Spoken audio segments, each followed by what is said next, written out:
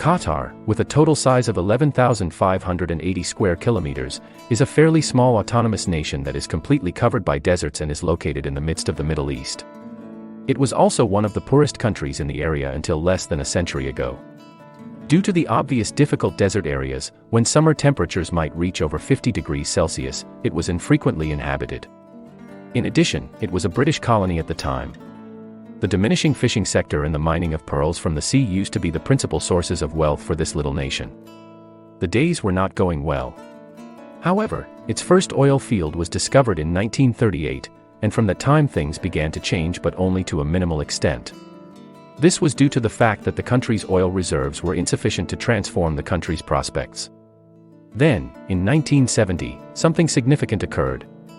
Shell, the world's largest oil company, has discovered the world's third largest gas field in Qatar's northern fields.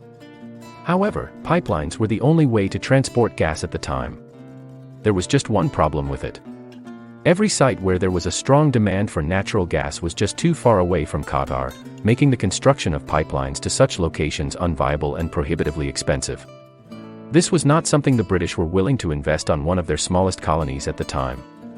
However, by the time Qatar got independence in 1971, the new emir had concluded that the only way he could have improved Qatar's and its people's fortunes was to trade natural gas. As a result, he put a lot of money into study and development of this immature technology known as liquefaction. Liquefaction is a process of conversion of natural gas to liquid form which can be easily transported in containers loaded over ships and trucks. And, in the long run, the investment made at the time paid off in massive amounts. Qatar began exporting natural gas to countries all over the world in a very short period of time, earning massive petrodollars in the process. So that's how Qatar went from being an impoverished desert nation reliant on a failing fishing sector and pearl mining to a super-rich country with flourishing infrastructure development and a dramatically improved lifestyle, as seen by its phenomenal GDP growth rates. Many countries deal in oil and natural gas and profit handsomely from it. What they do with that money, though, determines their fate. Venezuela, for example, has spent it all on extravagant mannerism and is now a bankrupt country on the edge of bankruptcy. Qatar, on the other hand, chose a different course. It put a lot of the money it made from the gas trade into developing the modern capital city of Doha and a country with world-class infrastructure. Meanwhile, it invested a large portion of its earnings. And good question is why. Qatar done such a great job picking the correct assets to invest in that it now has a net value of over $335 billion.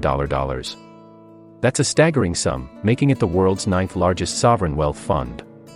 And this is the riches of a country with a population of just over 2.5 million people, with Qatar's accounting for around 300,000 of them. After 3, it's simply 5 zeros. This rich fund invested in a variety of industries, including sports, tourism, real estate, and technology. Not only has it invested substantially in well-known internet businesses like Uber, but it is also a major shareholder in Shell, Rosneft, Volkswagen, and others. It also holds investments in the world's most prestigious cities and their most valuable homes. Qatar owns more London property than the Queen of England. It owns 34% of London's top 15 skyscrapers, compared to little under 21% for corporations located in the United Kingdom. Also, when we talk about New York's famed Empire State Building, we must remember that Qatar owns 10% of that masterpiece as well. It also has a 20% share in Heathrow Airport and 20% investment in British Airways, and a 25% stake in St. Petersburg Airport. And the money that these investments generate for Qatar each month and year is reinvested in other valuable assets, as well as channeled back into the home nation to develop new motorways, ports, airports, schools and institutions, and other infrastructural marvels such as skyscrapers. And that is the story of Qatar breaking open the wealth generation juggernaut and becoming the world's wealthiest country.